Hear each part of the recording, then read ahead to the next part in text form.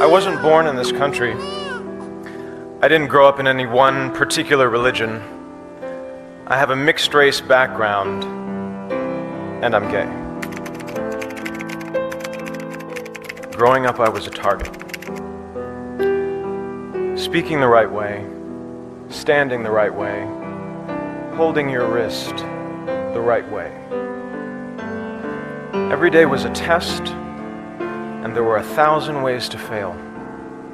1,000 ways to betray yourself, to not live up to someone else's standard of what was acceptable, of what was normal.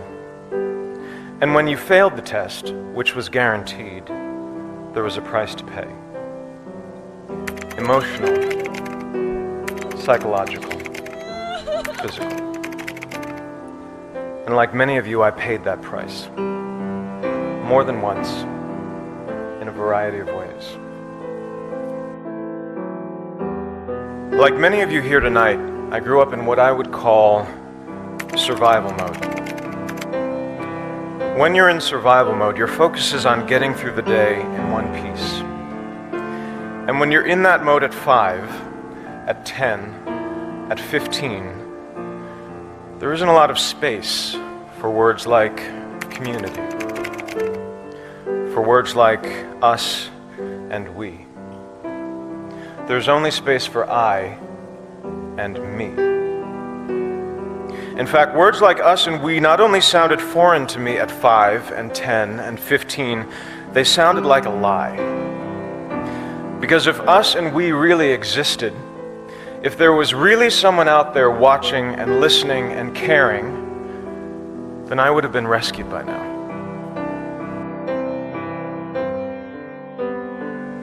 The first time I tried to kill myself, I was 15.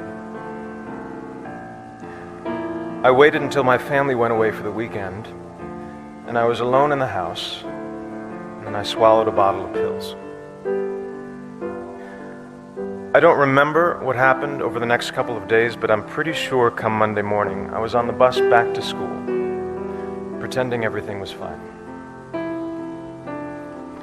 And when someone asked me if that was a cry for help, I say no, because I told no one. You only cry for help if you believe there's help to cry for. And I didn't. I wanted out. I wanted gone. At 15. I and me can be a lonely place, and it will only get you so far. That feeling of being singular and different and alone carried over into my 20s and into my 30s.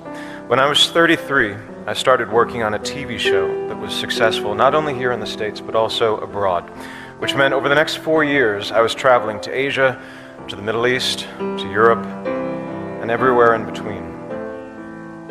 And in that time, I gave thousands of interviews. I had multiple opportunities to speak my truth, which is that I was gay. But I chose not to. I was out privately to family and friends, to the people I'd learned to trust over time, but professionally, publicly, I was not.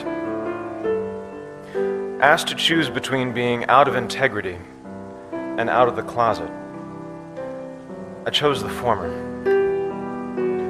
I chose to lie. I chose to dissemble. Because when I thought about the possibility of coming out, about how that might impact me and the career I'd worked so hard for, I was filled with fear.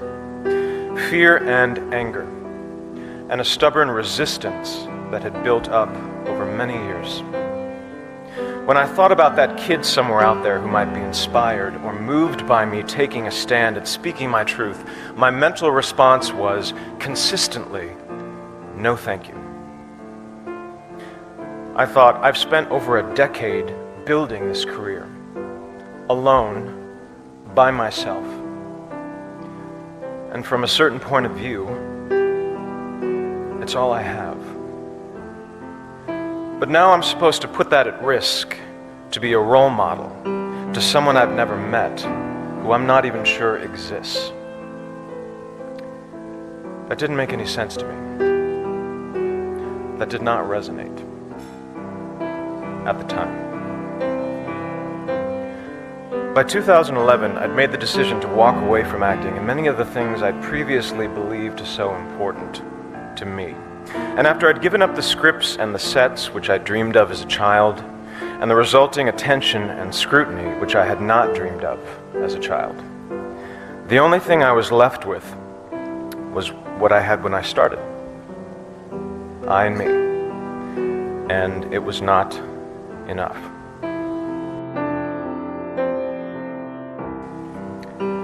In 2012, I joined a men's group called the Mankind Project, which is a men's group for all men, and was introduced to the still foreign and still potentially threatening concepts of us and we, to the idea of brotherhood, sisterhood, and community. And it was via that community that I became a member and proud supporter of the Human Rights Campaign. And it was via this community that I learned more about the persecution of my LGBT brothers and sisters in Russia. Several weeks ago, when I was drafting my letter to the St. Petersburg International Film Festival, declining their invitation to attend, a small, nagging voice in my head insisted that no one would notice, that no one was watching or listening or caring. But this time, finally, I knew that voice was wrong. I thought, if even one person notices, this letter in which I speak my truth and integrate my small story into a much larger and more important one is worth sending. I thought, let me be to someone else what no one was to me. Let me send a message to that kid, maybe in America, maybe someplace far overseas, maybe somewhere deep inside, a kid who's being targeted at home or at school or in the streets, that someone is watching and listening and caring. That there is an us, that there is a we, and that kid or teenager or adult is loved. And they are not alone. I am deeply grateful to the Human Rights Campaign for giving me and others like me the opportunity and the platform and the imperative to tell my story, to continue sending that message, because it needs to be sent over and over again until it's been heard and received and embraced, not just here in Washington State, not just across the country, but around the world, and then back again, just in case we miss someone. Thank you.